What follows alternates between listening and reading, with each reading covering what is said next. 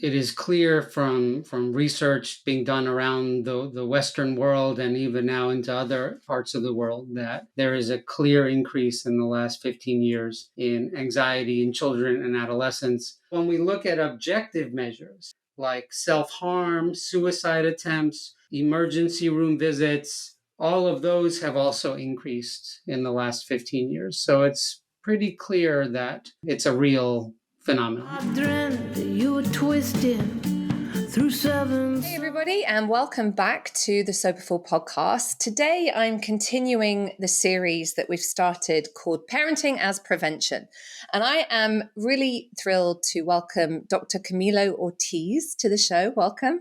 Thank you so much. I have been kind of internet stalking Dr. Ortiz. I found him on Twitter and I just really liked what he had to say about parenting. So he is a professor of clinical psychology at Long Island University, and he is also a clinical psychologist who provides services for children, adolescents, and adults. Now, we've had several people on the show talking about parenting as prevention. So what is parenting as prevention?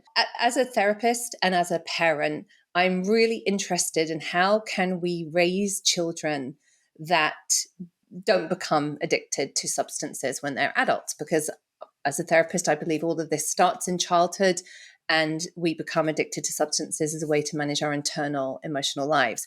We've had, I believe we've had Lenore Skenazy on. Yes, I believe you know each other. Yeah, she's talked about her model of parenting, free-range parenting. We've had Dr. Laura Markham on, who's also excellent. We've had Jessica Leahy on, talk about addiction-proofing our kids. And now I am so delighted to talk to you. Now, the reason you caught my eye was you had a tweet about the 4Ds. Could you explain what they are and why they're important? Sure. I'll just start by saying what they are, and then we can talk about any aspect of them that you'd like. So the 4Ds are discomfort, distress, disappointment, and I always put in parentheses, mild danger. And it's just sort of a catchy way to remind myself and remind other people that kids need experience with all of these things. And when we look at how parenting has changed over the past 50 years, one of the ways that we can characterize this change is that what is considered good parenting has shifted from giving your kids lots of opportunities for these so that they build self-reliance to protecting your kids from the 4Ds. And I think that's a pretty terrible idea. And I think that it is related to their outcomes later on in life and potentially even their use of substances. I completely agree with you as a parent, as a therapist. I think we are in a crisis of parenting, and a lot of this comes from safety-ism, right? It's a culture of safety-ism, and it's a culture of the snowplow parenting, removing any obstacle that's a struggle from your child. I have a theory as a parent is that one of the things I have to do is to teach my role model how to struggle. That's right. It's really important that my kids learn how to struggle and that I don't remove opportunities for that to happen. Well, so that's an interesting point, because you bring up the idea of modeling struggling for your children, in addition to just letting them struggle, which has benefits. I think related to that is good parenting sometimes has been thought of as projecting this image that you have it all together all the time. And, one of the skills that we teach parents early on is not only allowing the 4Ds, but verbally out loud, kind of maybe as you're driving, describing your uncomfortable feelings. So you might say, I have a job interview later and I'm feeling kind of worried about it. Just sort of like your kid's in the back seat, you're not speaking directly to them, but you kind of let them overhear your thought process. And this is one way where we can teach children to not only label their own emotions, but to get out of the bad habit of labeling emotions as good or bad, as opposed to describing emotions. And all emotions have a function and have a purpose. And it's not usually a particularly helpful way to think about them as good or bad. Yeah, very helpful. So can we go deeper into the 4Ds? What's the first one?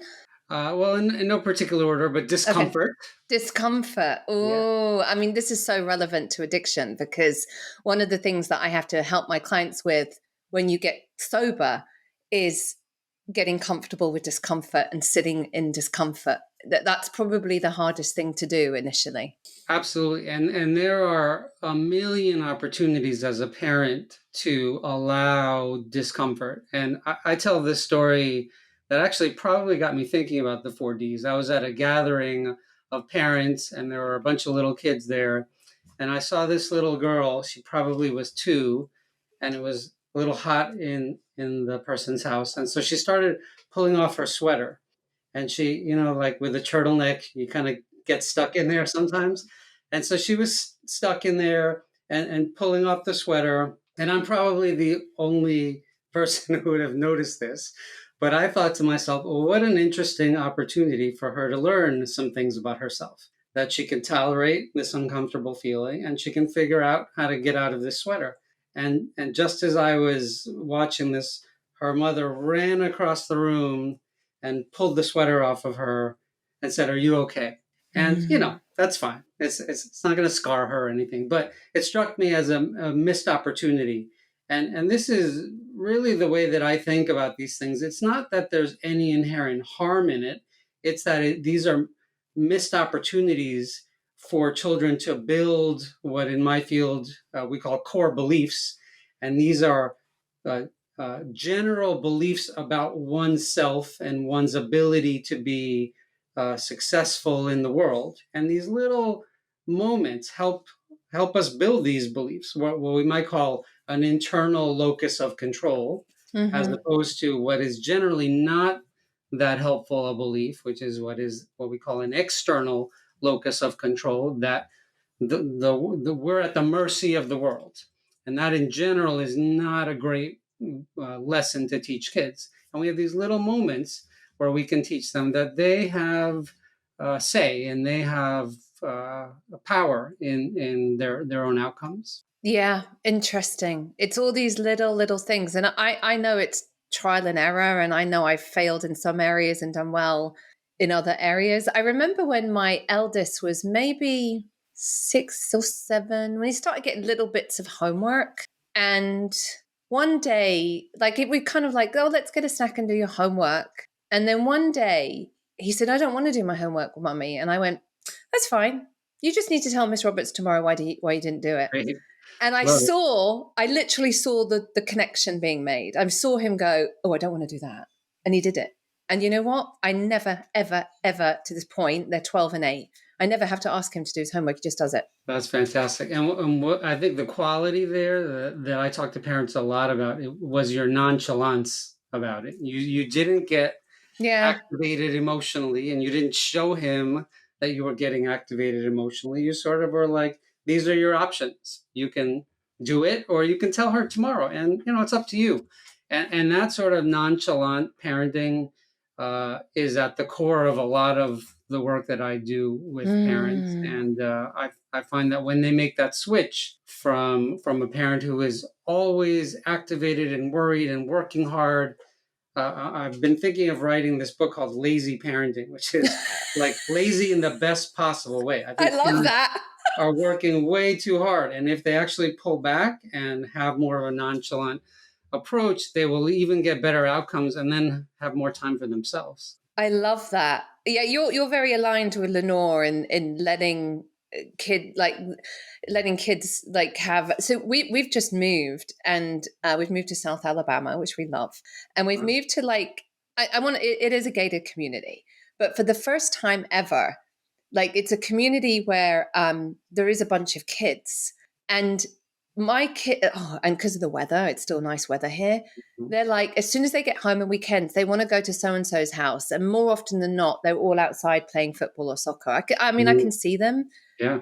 And that's how I grew up. It's like, you just, off you go. And I like the fact that, there is the safety aspect. It is a gated community, but it's more really about the traffic, really, than someone's going to snatch them. It's just like, they're somewhere here, playing somewhere outside, and there's no like, I'm not, standing monitoring them. I can see them out the window sometimes, but I I'm like, love that oh, you don't know exactly where they are. That's actually yes, really good. right. Tell me why that's really good. Well, so something Lenore and I talk a lot about, along with a psychologist named Peter Gray, who studies play, is this idea that when parents are even a possibility to someone to go to, that cuts the legs out of all of the benefits of play and of mixed age free play, which is sort of Wow. the very best play. Because, when your kids are out there and they're inventing this new game, they're coming up with the rules and they're saying, okay, this is out of bounds and this is how many chances you get. And another kid will say, no, let's make this place out of bounds and that's too many chances. And this back and forth are really what they call the soft skills of adulthood. You have to figure out and learn how to subvert your own desires and needs at every moment and compromise and figure out a solution when there are multiple perspectives. And the moment a parent is even within distance of these kids, what they tend to do is go, Mom, we can't agree. Come tell us the right way to do it. And Yeah. even the cell phone becomes this, sometimes is called this electronic umbilical cord, where it becomes the go-to first step when there's any discomfort, any of the 4Ds, or even disagreement. That might be a 50. Um, and so this idea of not even being there is key to the work that Lenore and I do. And I've actually developed a brand new treatment for child anxiety that is based on daily doses of child independence. And the first rule is the parent cannot even be around, because all of these good things happen when parents Mm. are not around. Wow. I mean, I completely agree with you. And I just think it's managing, as a parent, it's managing your own struggle and discomfort with this. It's not easy. I don't No. want to make it sound like you just let your kids go outside and there'll be Yeah. no issue. With this treatment that I developed, when we ran our first few families through it, one of the parents had to take a day off from work because she was so nervous about letting her son walk home from school by himself. But Mm. to her credit, she did a fantastic job. She did not intervene. He did great, and then it became much easier over time. But it is Yeah. difficult, Yeah. especially in the cultural milieu Yeah. we're all in, where intensive parenting is viewed as the apex of parenting, I think incorrectly. Yeah. I'm remembering. So we used to live in Seacliff, if you know it. Oh, sure. And it's a lovely little village on Long Island, and it does really have a village atmosphere.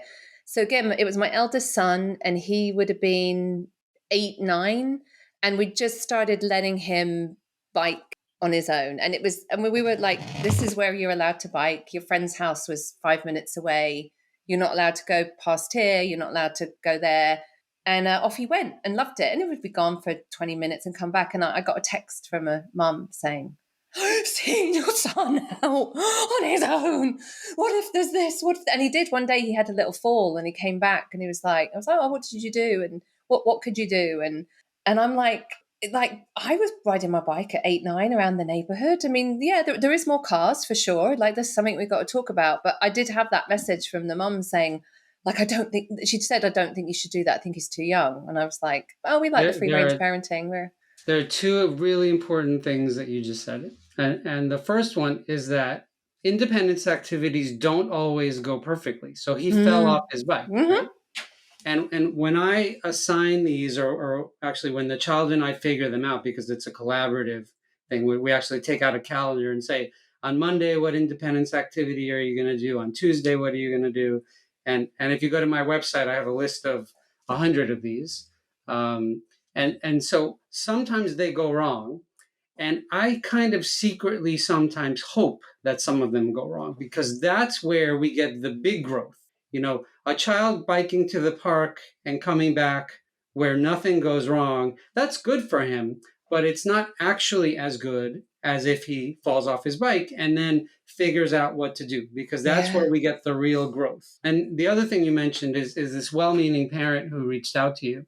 In all of the independence activities we've ever done, the child has never been a problem, and their own parent has never been a problem. It has been well-meaning stranger adults who interfere with the independence activities. So my kids, they all carry this little ID that I got from Lenore Skenazy's website called letgrow.org. Mm-hmm. And it basically, they get to sign it and they feel all grown up signing it. And it says, I'm a Let Grow kid. I'm allowed to be outside on my own. And they can flash it, like a police badge at any adult who thinks that they're helping by interfering, and they're not. But it also shows how difficult it is to start pushing back against this culture of overparenting, that you're going to get, negative feedback from other adults around you. Overparenting. That is a really interesting phrase I'm going to take away. Overparenting. Yes. Okay, so with discomfort, what was the next one? Distress. Okay. So, completely normal emotion to be distressed about things, and parents often jump in with solutions. And if you've ever, as an adult, been in distress and someone, a spouse maybe, said, here's what you need to do, that often is not what you're looking for, right? It doesn't feel good. It feels invalidating sometimes. And so allowing children to feel the distress without trying to make it go away is a really important parenting tool. And the best thing about it is it involves no effort, because you literally don't do anything. You just wait. So I ask my parents to count to 5 You're in Mississippi, right? To count to did you say Mississippi or Alabama? I'm in Alabama, but Mississippi's so next door. Yeah, no, that's all right. It's all the South. So I asked them to count to 5 Mississippi in their heads before they say anything. And the first thing they say, I ask them to just reflect. And it can be as simple as, you're really upset, aren't you? Something like that. And then they can give as many ideas as they want. But if we just reflect and then pause, or pause and reflect before we flood kids with ideas, that is in and of itself a more effective solution. And it's even less work, because what can happen, this is the magic, is sometimes in the 5 Mississippis, the child calms themselves down or comes up with a solution without any of your help. And that's another potentially missed opportunity had you stepped in. Managing distress, just, oh my God, so important. I mean, when I was parented, it was just push everything down. Like, you don't have any, that's uncomfortable for us. So just push it British, down. right? Yes.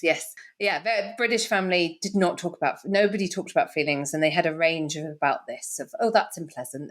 And no big feelings. And I had really big feelings, and managing distress as an adolescent, as a young adult, I had zero tools, zero clue.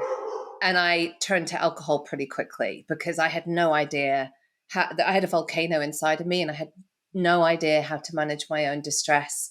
And it sounds like zero practice. And this is not an easy skill. You need a lot of practice at managing distress. You can't suddenly at age 18 try to figure out how to manage distress. Yeah. You need tons of practice, throughout your childhood. And we again deprive kids of this practice by being well-meaning. You love your child. You see they're in distress. You want to help them not feel that, and that's okay. But I just ask parents to pause for a few seconds before they jump in. Simple things.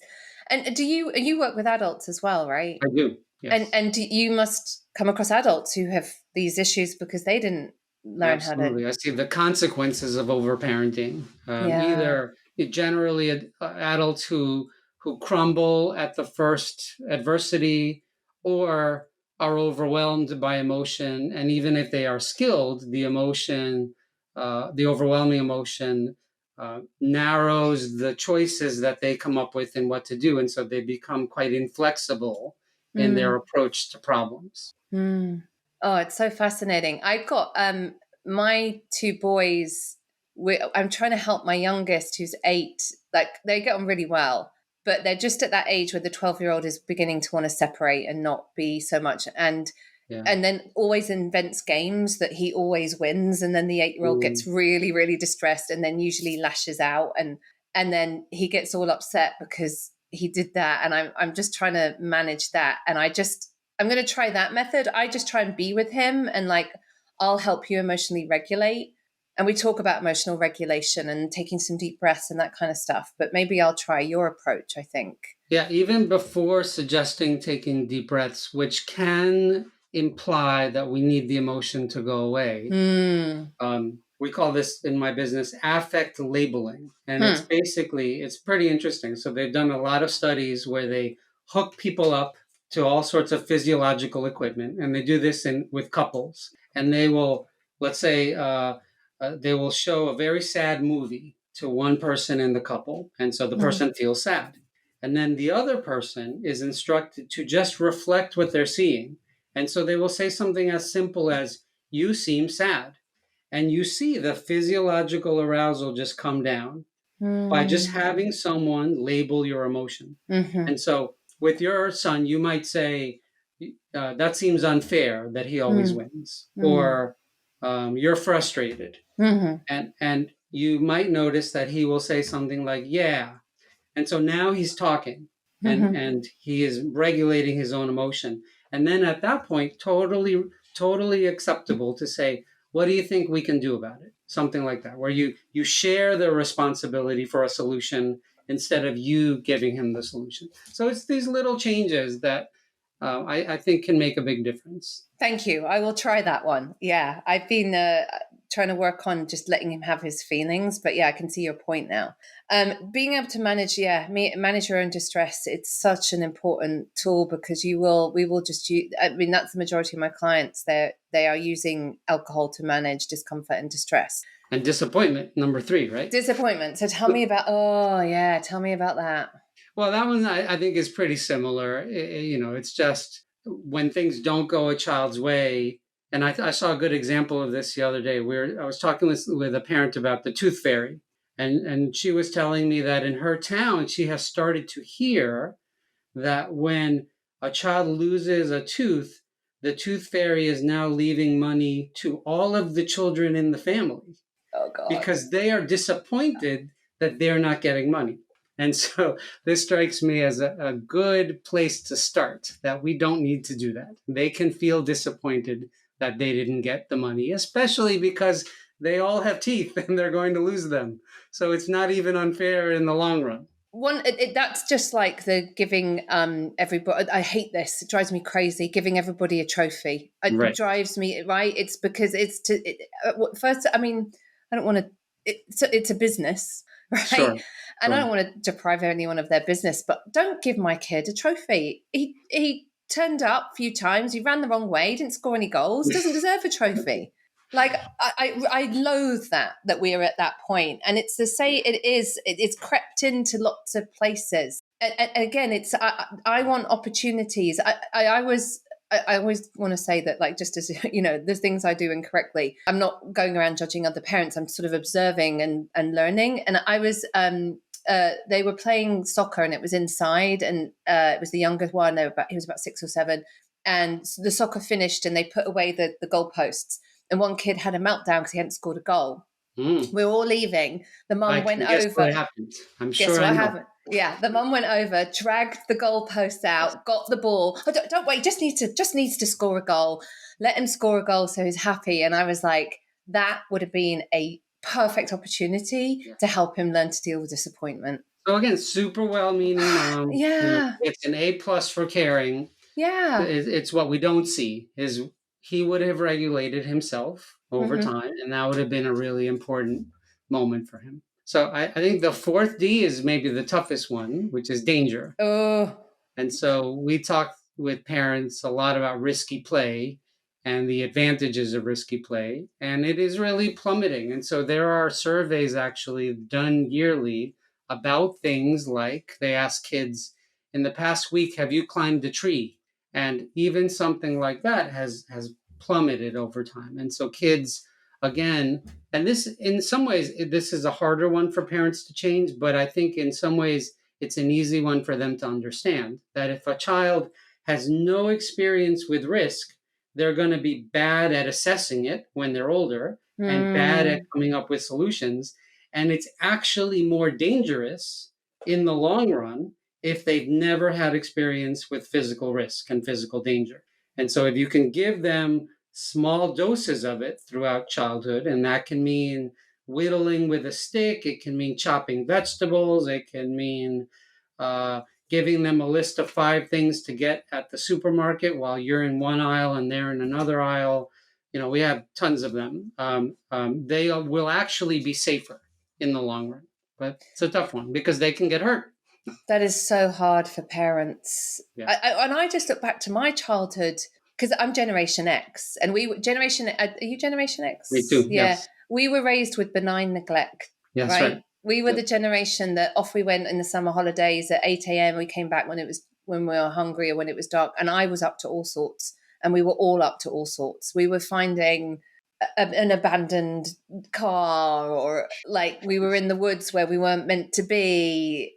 And how do you reconcile that, like knowing what you did and you don't want your kids in those situations because there is danger and you don't, how does anyone reconcile that? Well, I mean, there's clinically what I do is I ask parents, tell me about your fondest childhood memories. And they are all what you just said. Something that involved no parents, some danger. And I say, well, what did you learn from that? Well, we learned that we could handle tricky situations or something like that. I mean, one of my own personal memories is light. We used to have to light our oven with a candle and turn on the gas. And one time we turned on the gas too soon, and so the oven was full of gas, and then we lit the candle and it threw us all back against the wall. And so not something I would suggest or ideal, but it taught me a really important lesson about being careful. And somebody, I remember, used the term doing dangerous things carefully is really what we want kids to be able to do. So I asked them about their memories. And then I say, would you ever allow your children to do any of these things? And they say, absolutely not. And then with curiosity, I say, so tell me a little more about that. And this is what we create a little cognitive dissonance, because if it was good for you and it's a fond memory and you care about your child, there has to be something to explain why you wouldn't allow your child to have the same experience. And that gets us into a nice conversation about allowing some of these things. And I have found that if parents get a little permission that it's not bad parenting to allow the 4Ds, they are really willing to try it. And so that's how we end up getting a little bit of a foothold. So I guess if I'm letting my kids just go off on a Saturday and roam around this neighborhood, I'm doing that, am I? You are. Yeah. That's a great independence activity. But if that's too difficult because of the neighborhood you live in or your own tolerance, you can just ask your child. This is how we start our therapy. I don't talk to them about their anxieties. I say, what's something you'd like to do independently that you don't do right now? And I've never had a child say, I don't know. They always have ideas of what adults do or what they would like to do to feel more grown up. And we start with their list, and their list is almost always reasonable. Interesting. I can see the bus stop that they get from my window, and one of us always walks there in the morning with them and waits. Really? I mean, I guess it's because there is cars, but we just kind of like to do that. We don't meet them. They just, I mean, it's barely anything. It's maybe 40, 50 meters. I mean, and we don't do it when they come, but sometimes we do it with the dogs. The dog needs a pee, but I'm thinking maybe we should just let them in the morning go and get the bus stop and be responsible. Yes, that's a great one. Particularly if you can see them, then the risk is incredibly There's no risk. low. There's no risk. I mean, and they will feel grown up doing it. And that could be the start of a bunch of things. God, letting go of your kids is so hard.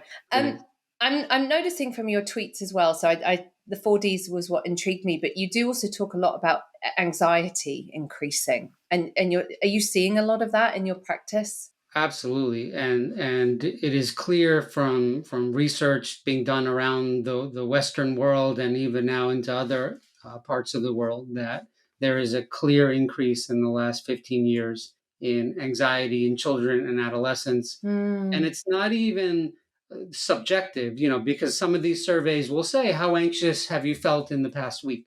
We might surmise that kids just have more of a vocabulary these days about anxiety. And so that's why they're reporting being more anxious. But when we look at objective measures like self harm, suicide attempts, uh, emergency room visits, all of those have also increased in the last 15 years. So it's pretty clear that it's a real phenomenon. I think we're in a mental health crisis for our young people, and then there was COVID. I don't know about you, but I feel that the age group between sort of 16 and 22 when the lockdowns happened is the ones that got impacted the most. The ones who were leaving high school, starting Yeah, university. I think it's been disastrous. devastating. Yes. I have a lot of clients who have children and young, adults in that age range who are really, really struggling. Are you seeing the same thing? Yes, and it's such an important developmental period of independence, and there was no independence happening. You Mm, couldn't leave your house for mm, 18 months, and so that really stunted these children. And now they're starting to go to college. My own son is a senior in high school, mm. and particularly for kids who are sort of temperamentally shy, this was particularly difficult because it's harder for them to bounce back. Mm. Yeah, I really think that the price of the lockdowns is going to affect that generation for the rest of their lives. It's really, and I think also I think my kids were at the age where I think they just sailed through it. They got on really well. They did, we did fine at home. I also think the really young ones, the babies that were born and weren't able to socialize before they were like 2 or 3, I think that generation is also going to be That's right. impacted. Interestingly, we saw a large decrease in anxiety when the lockdowns happened, and that's Hmm, principally thought to be that the stress of school hmm, was taken away. But hmm, then, whatever benefit we got out of that, we're paying a much bigger price in the long term in terms of increases of hmm. anxiety. What would you like to say to parents? Like, if you could, like, you must like kind of like you go to parties or whatever, and you're like, oh, like, what would you like parents to know about raising kids that It, you don't think they know? It's a very simple idea that more and more intensive styles of parenting are not actually better for your child, and they are certainly not better for you as an adult who has more to child rearing. Like, we think of this pie graph of what makes you who you are. So some piece of that is going to be child rearing, but you have other parts to your life, other values that you have, other goals. And when the parenting part crowds everything else out, you are paying a price in terms of your own self actualization, but you're also not helping your child when you do that in the ways that we've talked about. So, less intensive parenting, uh, lazy parenting, if you want to call it that, I think is actually better parenting, but it is difficult to transition away from where we are now, and it's going to take some baby steps. And I'm all about practical steps, and so one practical step is keep doing everything you're doing, but wait 5 seconds before you do anything, and that in and of itself will start to create a little bit of space where kids will get that practice at tolerating the 4Ds and actually become better at problem solving. And this will help them later on, whether we're talking about addiction or any other Hmm. short term solution to discomfort. Because then we just look for outside fixes to inside problems, right? That's right. And that's, That's right. yeah. So I'm going to take away nonchalance, just nonchalance parenting. Nonchalant parenting. If you could, Yes. maybe, whatever. Yeah. If, Oh if my, I could say one little skill here is we use something called the when then command. It's one of my favorite parenting skills. And if you find yourself repeatedly making commands, go brush your teeth, go brush your teeth, if you can turn that into a when then command, which is You have the thing that you want them to do, Mm-hmm. but they need something from you. So, mommy, can we read a book? When you brush your teeth, then we will read a book. And then you just wait. If they don't like that, that's okay. Let's say it's something more optional than brushing your teeth, but it won't kill them if they skip it one day. But if they don't do the when part, they don't get the then part. And that is in and of itself an important learning experience. And if you just are nonchalant about it, they will often actually make the right decision because they want the then part from you. And that is another parenting technique that involves doing less. So with my kids, I could use that with, because they're getting an Xbox this Christmas. Perfect. You have this magical tool now. And my husband's like, because they have a Nintendo Switch, and we're really good with boundaries. The boundaries are you can't use it on a school day. You can only use it at holidays and weekends. And then they never ask on a school day. They just know. Good. And my husband said, "Oh God, what are we doing with the Xbox?" And I'm like, "We've got like it'll get taken away. They'll play with it on a Saturday. If they don't do the stuff, it gets taken away on a Sunday." So what I'm asking you to do is to switch that. So instead of taking it away if they don't do what they are supposed to do, they get it once they have done what they're supposed to do. So that is much less adversarial. It's less angry. You don't have to repeat commands. You don't have to make they've got responsibility. Yes. So you're just switching the order. It's a magical if you do that. When you do your chores and stuff, then you get the That's magic. Right. Magic. This has been wonderful. I've really, can you just tell people where to find you and what? I know we were just talking about a book that you've taken part in. Because that's not out yet. But in some ways, the easiest way to find me is if you search New York Times and Camilo Ortiz, you will see an op-ed I wrote with Lenore Skenazy about independence therapy for anxiety. It will take you to Let Grow's website where there's all kinds of free materials for educators and parents. Or you can go to my website, which is just my name, Dr. Camilo Ortiz. So Dr. Dr. Camilo Ortiz. Or you can follow me on Twitter, also Dr. Camilo Ortiz, where I talk about lots of things. And I'll have all this in the show notes. I have one more question that just came to me because you're an associate professor, aren't you, at university? What are you noticing changes in people coming to university? Because my husband was in senior management, and what shocked him, and this wasn't just undergrads, it was actually postgrads, was mums coming to the office about the grade or the dormitory or the what. I'm just wondering if you've noticed a change there. We have a really particular situation where we only have doctoral students and they tend to be in older. Their late 20s. But we have had parents show up at interviews for doctoral study, but that is pretty rare. So we're not seeing so much parent involvement, but I am certainly seeing less grit in students than I used to see. Really? So if they don't get the grade they're looking for, they get very upset and immediately look for ways to get extra credit. And I have a rule in my class: there is no extra credit for any reason. As they used to tell my daughter in preschool, you get what you get and you don't get upset. Can you just say a little bit about grit? Because there's a book about that as well. That's a whole thing, is we need to, and that's about struggle, isn't it? It's about, right, struggling for things. Is that? It's a popular new area in clinical psychology, how to increase grit in children. But it overlaps a lot with what we've talked about. And the main way to increase grit or persistence is with practice. And again, when we swoop in, we are denying the ability to practice. Grit and persistence is a really hard skill to learn. You can't just learn it when you're an adult. You need it throughout childhood.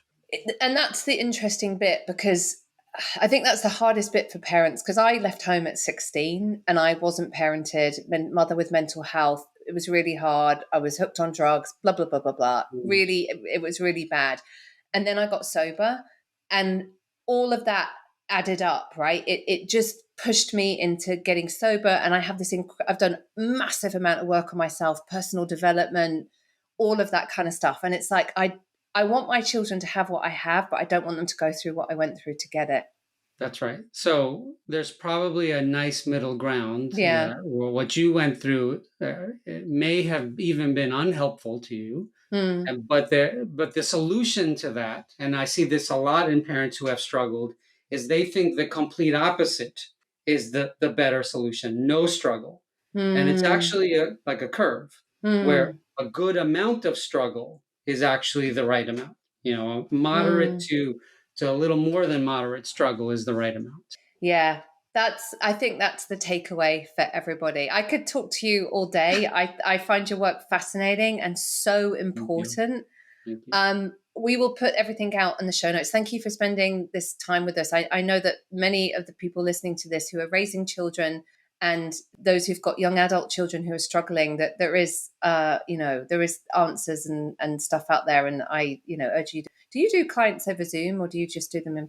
I do Oh, okay, virtual therapy great. in all over the world. Great. Fantastic. I'm sure you'll have people reaching out. Again, thank you so much It for was super fun. Thank you yeah. for inviting me.